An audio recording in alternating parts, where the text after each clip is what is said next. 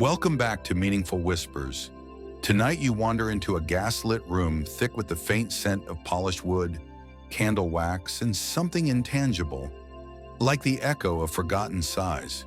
You sit in the hush of Victorian London, where the night never feels entirely silent. There's always a soft creak of floorboards above you, the hiss of a lamp in the street outside, the faint ticking of a clock measuring time you wish would pass faster. And here, in this space between wakefulness and exhaustion, you notice your own breath, how shallow it feels when sleep refuses to come. And yes, your ego might not make it through unscathed. So before we dive in, tap that like button and subscribe to Syphoria. Only if these midnight mind voyages truly speak to you. And I'd love for you to comment your location in the time you're listening. Let's see how far across the map of consciousness we stretch tonight. Now dim the lights, maybe turn on a fan for that soft background hum, and let's ease into tonight's journey together. You drift to a time when insomnia wasn't just a nuisance, but a quiet obsession. Victorian society adored paradoxes, and sleeplessness was one of them. It was whispered about as a weakness of the overly refined, a nervous condition born from too much thinking, too much art, too much modernity. Gaslight spilled its pale glow into bedrooms, keeping the shadows at bay, but never quite bringing peace. The very invention that promised progress only extended the day, making night feel strangely alive. You imagine yourself lying beneath a heavy quilt in 1875, staring at a cracked ceiling, hearing the faint rumble of a horse-drawn carriage rolling past. Your mind won't stop replaying the day's conversations or the list of social expectations piling higher than your pillow. Even doctors back then had little consensus. Was insomnia a disorder of the soul, a disease of the nerves, or merely the natural rebellion of a mind drowning in new anxieties? Take a slow, deep breath now. Feel your ribs expand gently. Let the air leave you like the slow dimming of a candle. Inhale again, as if you're breathing in the faint floral scent of lavender sachets tucked into a Victorian lady's bedside drawer. Here's a curious fact. Sleeplessness wasn't always viewed as entirely bad. Some Victorian thinkers believed that midnight wakefulness was a sign of intellectual vigor, a mark of the artistic. They spoke of the two sleeps, an old pattern where people naturally woke in the middle of the night for a few hours, to pray, read, or write letters before slipping into a second slumber. Modern psychologists still debate whether this segmented sleep was healthier or just an adaptation to a world lit by fire instead of electricity. And amid all these thoughts, the sleepless would reach for small comforts, lavender water sprinkled on pillows, the faint melody of a music box, even the distant sound of rain against an iron rooftop. One poet called insomnia the silent theater of the mind, where thoughts became strange actors performing for no one. Nietzsche once whispered, "Invisible threads are the strongest ties." And you feel it now, that invisible tie between anxiety and wakefulness, between the quiet of the room and the storm inside your head. You think of a wealthy Victorian gentleman pacing his grand library at 2 in the morning. He tries reading a medical manual, then poetry, then stares blankly at the flames in the fireplace. Maybe you imagine yourself as him, trying to find calm in rituals that fail, or as a seamstress in a narrow tenement, exhausted but kept awake by the relentless hum of thoughts about tomorrow's wages. Different lives, same quiet suffering. There's something deeply human about that, this shared struggle across time, and strangely, it makes you feel less alone. You shift your awareness to your body, let your shoulders drop a little. Notice the way your tongue rests, the softness of your eyelids. The Victorians didn't have neuroscience, but they did know this. Rest, even without sleep, can soothe. A warm bath before bed, the rhythmic ticking of a clock, The belief, perhaps just a fragile hope, that sleep would eventually come. And so, in those gas-lit rooms, insomnia became both a mystery and a fashionable complaint. Society ladies would confide to their friends about their nervous nights. Men would lament their unquiet minds. It was not yet the medicalized insomnia we speak of now. It was softer but lonelier. You picture the glow of a single candle flickering in the hallway. You hear the slow scrape of a chair as someone finally gives up on sleep and begins to write in their diary. Perhaps they write about the same thing you're feeling now. That strange tension between longing for sleep and fearing the dark thoughts that surface when it doesn't arrive. And in this stillness, you understand why insomnia fascinated the Victorian mind. It was a crack in the facade of order, a hint that the human mind could never truly be controlled. So you breathe one more time, in and out, like the faint exhale of a dream waiting to begin. You let the candlelight of the previous room fade, and now you're gliding deeper into the world of Victorian remedies, some earnest, some absurd, all tinged with the desperation of sleepless souls. Imagine yourself wandering into an apothecary at twilight. Glass jars gleam behind the counter, filled with powders, tinctures, and strange herbal concoctions. The air smells of camphor, valerian root, and the faintly metallic tang of laudanum. The pharmacist in his tidy waistcoat leans in conspiratorially. "A spoonful of this, and you'll drift like a feather," he promises. But of course, nothing is that simple. The Victorians believed in science, but they also believed in mystery. And so their cures for insomnia balanced delicately between medical advice and whispered superstition. You picture a small bottle of laudanum, a potent mix of opium and alcohol, on a marble bedside table. It was the era's panacea for pain, for coughs, for restlessness. A single drop could coax drowsiness, but too much, well, many lives slipped quietly away under its influence. Historians still argue whether the Victorians truly understood the risks, or whether denial was simply easier. Was insomnia itself more terrifying than addiction? Take a slow breath now. Feel the cool air at the tip of your nose. And as you exhale, imagine releasing the heavy Victorian air, thick with candle smoke and unspoken fears. Let your shoulders sink a little deeper. There were gentler remedies too. Physicians recommended warm milk, chamomile tea, or rubbing the temples with almond oil. Some insisted on nightly constitutional walks in the crisp evening air. Others advised reading dull theology books until your mind simply gave up. One eccentric doctor even claimed that sleeping with your head facing north would align you with Earth's magnetic field, ensuring peaceful dreams. And here's an odd anecdote.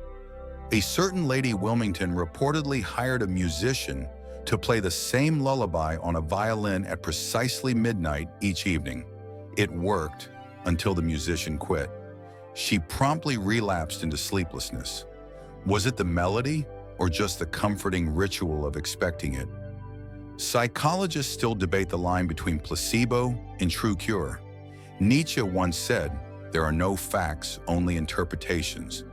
You can feel that truth here. Were these remedies actually effective, or did they merely soothe the anxious heart enough to make sleep possible?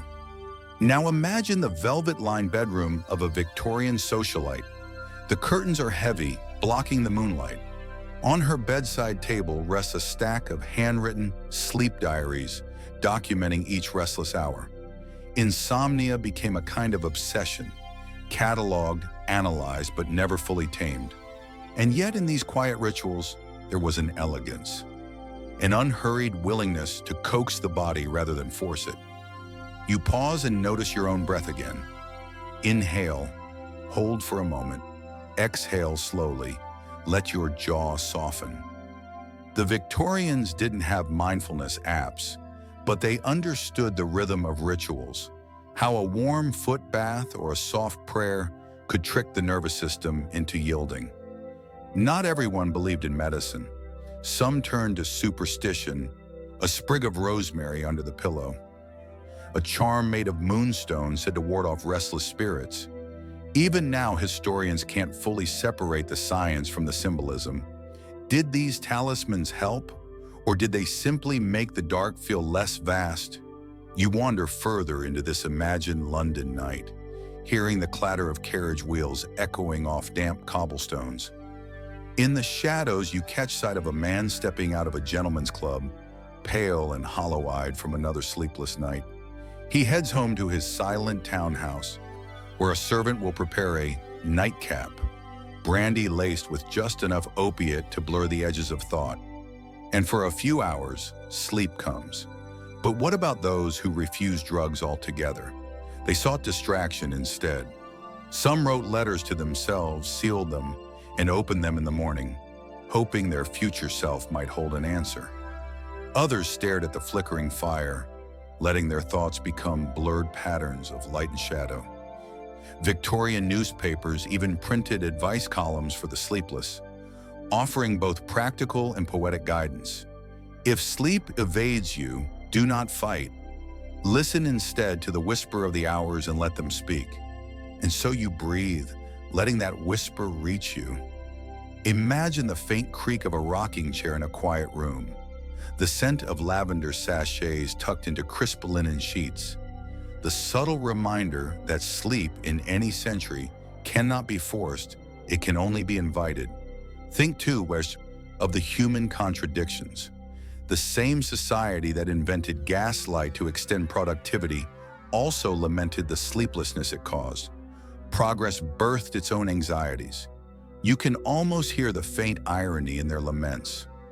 Ah, modernity, so dazzling, so exhausting.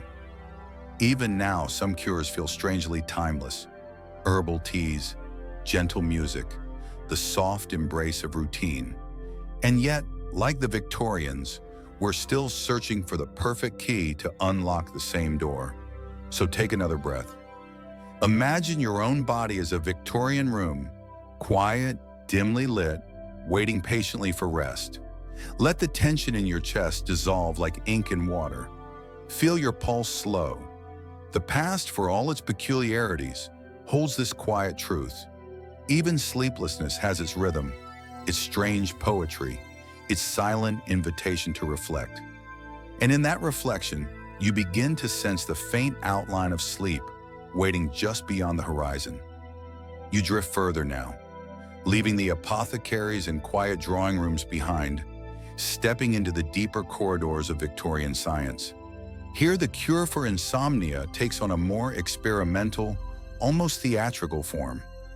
Imagine yourself entering a dimly lit lecture hall in London, the air thick with pipe smoke and the soft murmurs of curiosity. A gentleman in a black frock coat, an early sleep researcher if you will, demonstrates the newest marvel of the age, mesmerism. Yes, hypnosis cloaked in Victorian decorum. A patient sits rigid in a wooden chair, her pale hands clasped in her lap.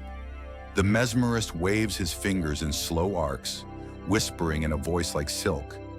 Your eyelids grow heavy, heavier still. A collective hush fills the room. Some claim it worked. Others scoffed, calling it charlatanry. Historians still argue whether mesmerism was a genuine neurological phenomenon or simply the power of suggestion. But for the sleepless, even suggestion was a fragile rope to cling to.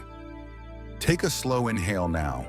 Imagine the scent of that room, polished wood, wax candles, the faint musk of too many coats packed into too small a space. As you exhale, let your own mind soften, as if the mesmerist's voice were reaching across centuries. Another curious practice was the use of sleep machines, clunky contraptions that hummed or clicked at rhythmic intervals, designed to lull the mind into monotony. One inventor created a clockwork device that mimicked the sound of waves, claiming it could transport even the most restless mind to the edge of dream. Some people swore by it, others reported only headaches and frustration. Nietzsche might have chuckled here. All truths are but illusions. We have forgotten our illusions. Then there was the rise of hydrotherapy. Imagine being guided into a marble-tiled room in a Victorian sanatorium. A nurse pours cool water over your wrists, wraps you in damp sheets, and leaves you in a dim chamber. The theory being that lowered body temperature would quiet the nervous system. Did it work? Perhaps. Or perhaps the stillness itself was the cure. The silence, the ritual, the sense of being cared for. And here's an odd anecdote. A wealthy industrialist once hired an entire brass band to play soft marches outside his window, believing that the steady rhythm would coax his brain into sleep. It did for exactly 1 week. Then the band became more stimulating than soothing. Sleep slipped away again, elusive as ever. Pause here. Notice your own breath. Inhale gently, and as you exhale, feel your shoulders soften like melting wax. You are neither here nor there, just in the quiet middle, as the Victorians were, teetering between science and superstition. You see, the Victorian era was obsessed with categorizing the mind. Doctors began to view insomnia not merely as a physical complaint, but as a symptom of overexcited nerves, a phrase that could mean anything from stress to what we now call anxiety. Some blame the noise of industrial life, the relentless trains, the clanging factories. Others blame the proliferation of novels, warning that reading too much fiction before bed overstimulated the imagination. So in that age of steam and soot, a sleepless person might be advised to avoid overly emotional literature, take a stroll in a quiet garden, and sip a bland concoction of barley water before retiring. Gentle, harmless. But did it touch the real problem? Psychologists still debate whether the Victorians treated insomnia as a symptom or simply a moral failing. You are too indulgent with your nerves, dear madam. Imagine now a grand Victorian hospital ward, rows of beds draped in white linens, each with a patient lying awake. Staring at the shadowed ceiling, nurses move like ghosts between them. Some patients are dosed with bromide salts, which were said to calm the restless. Others are simply told to close their eyes and try harder. You can almost hear the collective sigh of futility. And yet, amidst all this trial and error, there was something almost tender in their approach. A sense that sleep was a friend to be coaxed, not a foe to be conquered. A far cry from our modern obsession with optimizing, tracking, and biohacking our rest. Take another breath. Feel the air as cool silk entering your lungs. Hold it briefly, then let it out slowly, like releasing an unspoken worry. In this space between thought and dream, you sense the same yearning they felt. The desire for quiet, for peace, for the soft mercy of sleep. There's a quiet humor too. Imagine the wealthy insomniac who imported a rare bird, believing its song would be the key to his rest. It worked until the bird learned to mimic the sound of a rattling carriage wheel, the very noise he'd been trying to escape. Sometimes, even in the pursuit of calm, life laughs softly at our efforts. Victorian insomnia wasn't merely a medical problem, it was a mirror of their age, a time when progress and anxiety danced together. When gaslights burned late into the night, when the pace of life felt too fast for the fragile human mind. And yet somehow, even in sleeplessness, they found a strange beauty. So you breathe once more. Feel the weight of your eyelids. Notice the stillness around you. Just as they once did, you learn that sleep cannot be forced. It must be courted, gently, like a secret.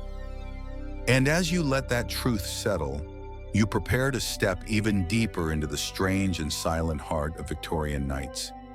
You drift deeper now, leaving the clinical wards and curious gadgets behind. The night grows quieter, thicker, as if even the gas lights of Victorian streets have dimmed for you alone. Here, in this hushed corner of the era, insomnia is not merely a nervous complaint. It is a philosophical riddle, a doorway into the hidden chambers of the mind. Picture yourself in a parlor lined with heavy drapes. A single candle flickers on a polished mahogany table. Beside it rests a worn, leather-bound journal filled with the words of an insomniac poet who wrote, "The night is a mirror that shows what the day conceals." You sense the truth in that. For many Victorians, sleeplessness became a strange kind of muse. Take a slow breath in. Feel the air pass softly through your nose, like the whisper of velvet curtains in a still room. As you exhale, imagine the candlelight trembling. It is here in the endless hours before dawn that thoughts unravel. Some sleepless souls turn their restlessness into art. Think of Christina Rossetti lying awake, composing lines that would later echo through time. Or Bram Stoker, perhaps staring into the darkness of his London study, shaping the nightmares that would become Dracula. Historians still argue whether insomnia fueled the Gothic imagination or was merely a byproduct of it. After all, the mind that cannot rest sees shadows where others see silence. There was a curious anecdote about a Victorian physician who prescribed his sleepless patients a peculiar ritual: to place a bowl of polished stones beside the bed, and each time a troubling thought arose, to pick up one stone, feel its weight, and whisper the thought into it before setting it aside. The idea was to offload the mind into something tangible. Some patients claimed it worked, at least for a time. Others simply ended up with a bowl full of worry. And yet, the Victorians weren't entirely naive. They began to suspect what modern psychology confirms, that insomnia is rarely just about the body. It's the psyche's restless tides that keep you awake. Freud himself, though late in the era, would later note how dreams are the royal road to the unconscious. But what of those who couldn't even reach the road? Were they trapped at the gates, circling endlessly? Breathe again now. Let your breath travel deep into your chest, then release it, slow and quiet. Imagine the insomnia of that time not as a clinical term, but as a lonely vigil. A mother nursing her child in the glow of an oil lamp. A scholar hunched over his books, pages rustling like dry leaves. A factory worker unable to silence the echo of clanging machines in her skull. And here's where the quiet science turned inward.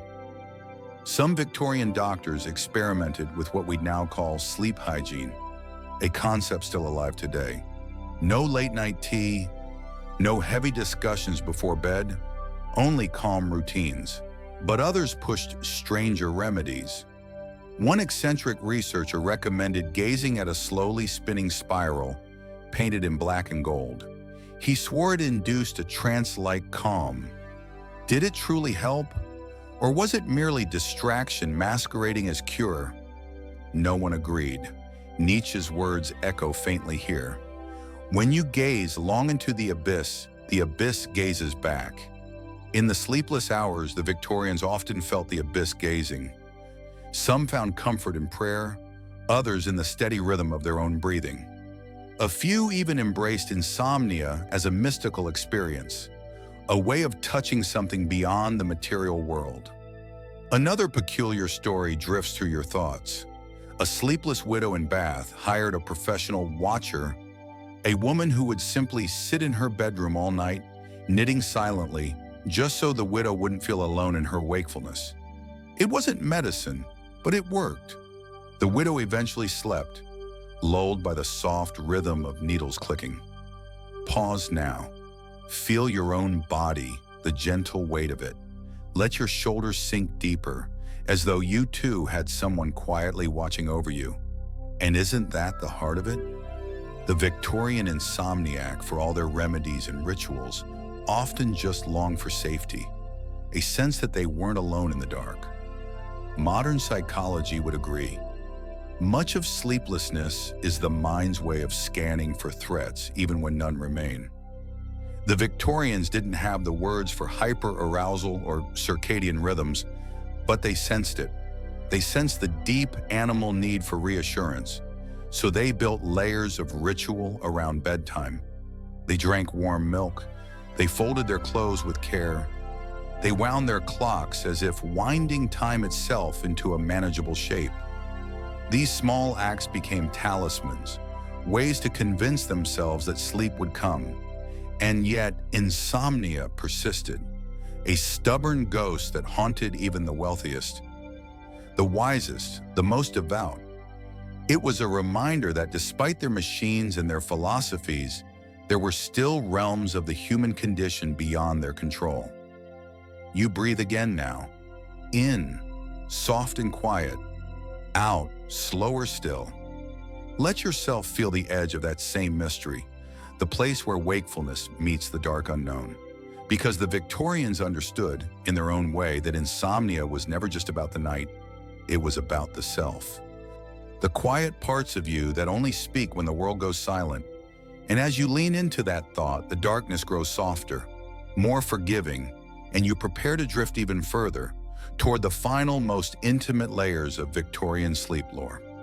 You drift now into the final, dimly lit chambers of Victorian understanding, where science blurred with superstition and sleeplessness became a kind of intimate confession. The city outside is silent, only the soft hum of gaslights remains. You can almost hear the echo of carriage wheels on wet cobblestones, fading into the dark. Take a slow breath.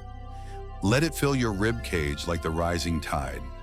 Exhale long and quiet, as though blowing out the last fragile flame in a candlelit room. Here, in this deeper stillness, you begin to see what the Victorians feared most. That insomnia was not only a malady of the body, but an opening to something unseen. Some believed sleeplessness weakened the veil between the living and the dead. Spiritualist circles grew quietly around this idea.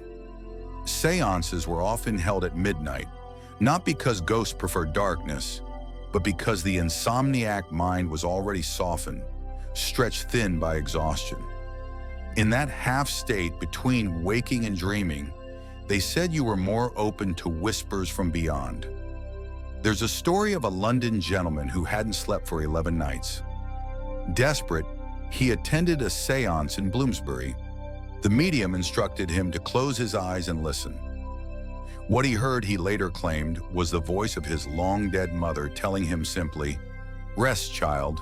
He fainted on the spot and curiously slept for 16 hours straight. Historians still debate if it was suggestion, exhaustion, or something stranger. You feel your own eyelids grow heavier at the thought.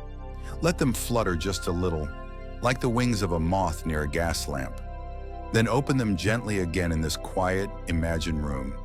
Beyond the seances, there were hypnotists who claimed to cure insomnia with their mesmeric gazes. They would have the sleepless stare at a pendulum or a gloved hand until the mind surrendered. Was it real? Or just the power of belief wrapped in theatrical gestures? Victorian doctors argued endlessly, unable to agree whether mesmerism was science or spectacle. Even Freud, years later, would admit, "We are never as defenseless against suffering as when we love, nor as helpless as when we cannot sleep." And that helplessness haunted the Victorians. It made them vulnerable, pliable, willing to try almost anything. One peculiar remedy became fashionable for a time: sleep gardens. Wealthy families would build enclosed courtyards filled with night-blooming flowers, jasmine, moonflower, tuberose. The idea was that their delicate perfumes would soothe the mind into slumber. Did it work? Perhaps for some. Or perhaps it was just the ritual of stepping into a sacred, fragrant space that made sleep feel possible. Take another slow breath. Imagine that faint floral sweetness in the air. Feel how your own muscles loosen, just a touch as you exhale. And then there were the traveling sleep lecturers, men in frock coats who would rent halls and teach the science of repose. They would show diagrams of the brain, explain the phases of the moon, even recite lullaby-like verses to a rapt, weary audience. Some called them charlatans. Others left the halls calmer, their sleeplessness eased if only for a single night. There's a gentle humor here, isn't there? The lengths to which they went, all to do what every creature does naturally. It reminds you how fragile control really is. For all their progress, their trains and telegrams and steamships, they could not command the simple grace of falling asleep. Pause. Feel your shoulders sink. Feel the weight of your own body as it grows heavier, softer, like silk unraveling. Another story floats in, this one about a village doctor who insisted that insomnia was not a condition, but a conversation. He claimed sleeplessness was the soul's way of saying, "You have not listened to me." So he would sit by the patient's bedside in silence, sometimes for hours until they spoke. Many did. They confessed worries about failing marriages, unpaid debts, unspoken grief. And strangely, after those confessions, they slept. Was it medicine? Or something far more human? The Victorians were just beginning to sense what modern therapists know. Sleeplessness is often the body's rebellion against unprocessed thought. They didn't have the language of trauma or anxiety, but they felt its weight in their bones. There was even an early notion that insomnia was tied to the industrial age itself, that the relentless ticking of clocks, the factory shifts, the speed of trains had wrenched the human rhythm away from nature. "We have made the night noisy," wrote one sleepless pamphleteer in 1872. "And in doing so, we have stolen from ourselves the peace of sleep. Breathe in, hold it softly, out. Imagine the world before trains, before clocks dictated every breath. Imagine what it was like when night truly belonged to the stars." And so, Victorian insomnia was never just about potions or pillows. It was about a civilization confronting its own acceleration. Sleeplessness became the quiet protest of the body, saying, "Slow down." By now, you're hovering at that delicate threshold yourself, half in the past, half in the present, half awake, half drifting. You understand, maybe more than the Victorians did, that sleep cannot be forced. It must be invited like a shy guest. And in this dimmed world of flickering lamps, swirling perfumes, whispered seances, and quiet confessions, you can almost feel the centuries sighing with you. You, like them, are just a traveler in the long night, searching for rest. And soon, very soon, you will reach it. But there is one last layer of their quiet science to explore before we finally let you go. You drift deeper now, to the very heart of Victorian insomnia, the place where science, fear, and fragile hope finally intertwine. The lamps grow dimmer, the city streets outside even quieter. The night feels endless, yet soft, like velvet pressed gently against your skin. Take one slow inhale. Feel the air glide cool into your nostrils, then warm as it escapes your lips. This is the last breath of the centuries-long, restless night. Here in the final chapter of their sleepless struggle, the Victorians began turning to what they called the mechanization of repose. Strange devices appeared in pharmacies and parlors, weighted blankets stitched with lead beads, elaborate rocking chairs designed to mimic a mother's cradle, even early sound machines that hissed with the soft rhythm of ocean waves. They believed earnestly that if the body could be lulled like an infant, the mind would finally surrender. But did it work? Sometimes, and sometimes it didn't. Doctors argued over the results, writing stiff, polite letters to medical journals. Some insisted these devices were miracles of modernity. Others dismissed them as expensive nonsense. Even today, historians can't fully agree. There's one curious account of a clockmaker in Edinburgh who invented a sleep helmet. It was padded with layers of wool and faintly perfumed with lavender, meant to block all sound and scent except what he deemed soothing. He claimed it worked flawlessly for himself, but the few patients who tried it reported only suffocating dreams of endless darkness. The helmet quietly vanished from the market. You smile faintly at the thought. Technology always promises too much, doesn't it?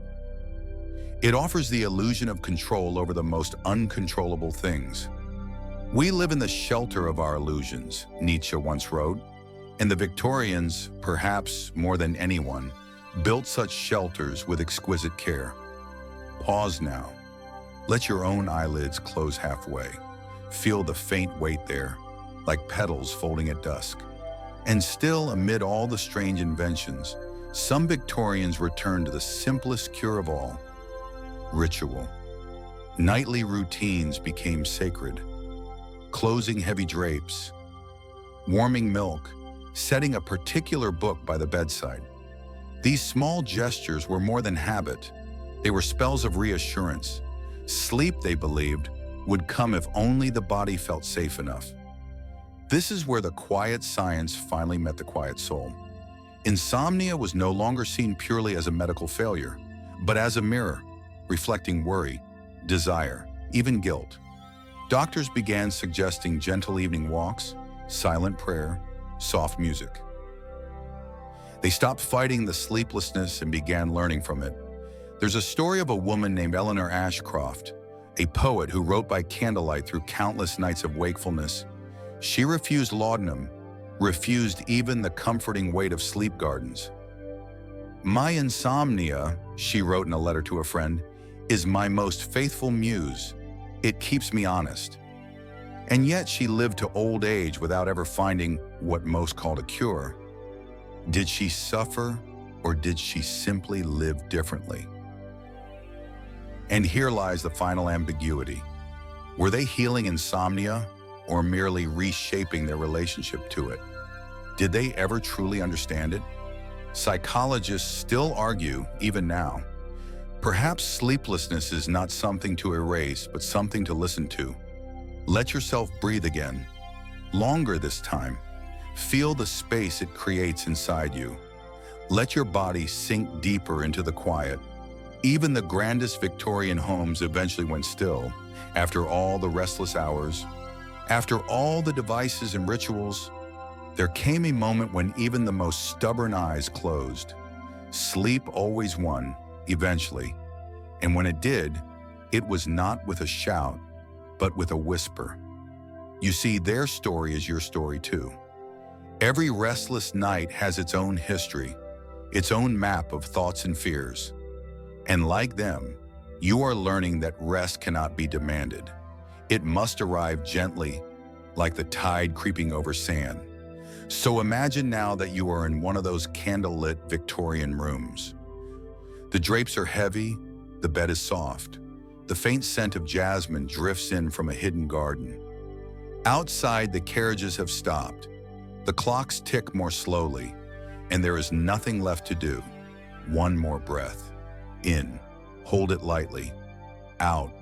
Feel yourself release. The science, the rituals, the quiet confessions, all of it was only ever leading to this: the surrender, the acceptance that sleep is not a conquest, but a gift. And as you lie there, like every sleepless soul before you, you realize the simplest truth. You don't have to force it, you just have to stop trying.